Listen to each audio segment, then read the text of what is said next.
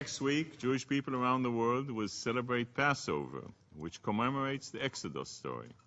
In recent years, another Exodus story has unfolded, but this one is driven by a plague of persecution aimed at Christians, Kurds, Yazidis, Baha'is, and of course, the Jews.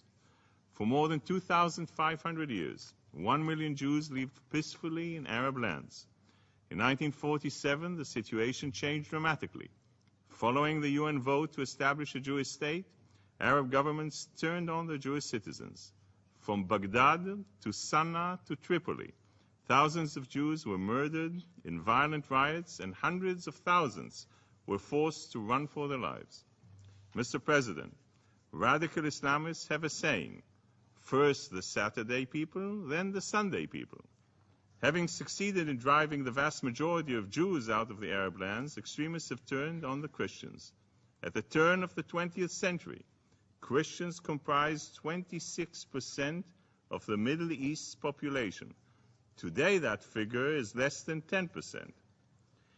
The Nineveh plains in Iraq had been the home to Christians since the first century.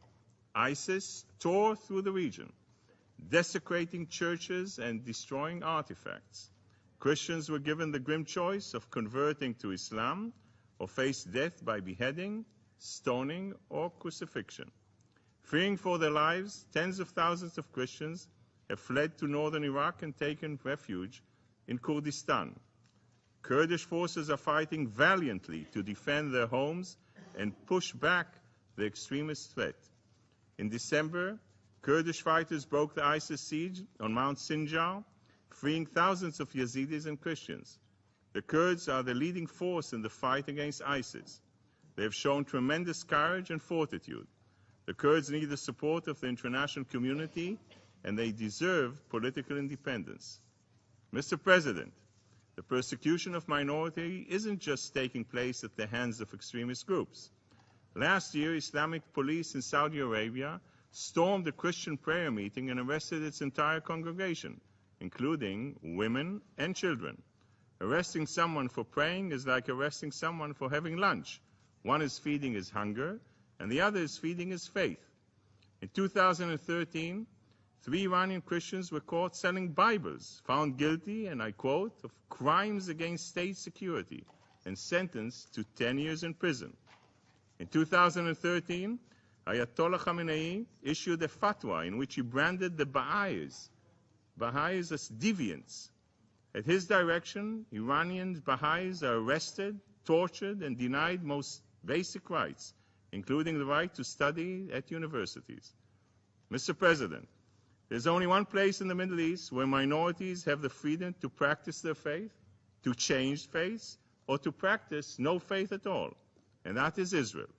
Israel is the home to the Baha'i World Center. It is the only place in the Middle East where Jews have reached the highest echelons of society, and it is the only place where Christian population is growing.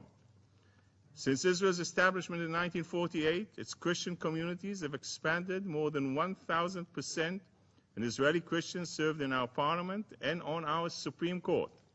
The same cannot be said for Christians living under the Palestinian leadership.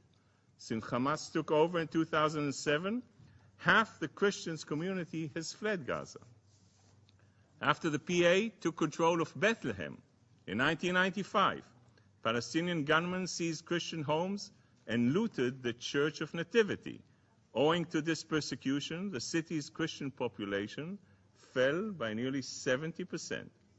Mr. President, it doesn't matter where you come from, what faith you belong to, or what politics you preach. No decent human being can ignore the calamity facing minorities in the Middle East. Millions of people around the world put their faith in the United Nations. It is time for this Council to break its silence and give them a reason to believe.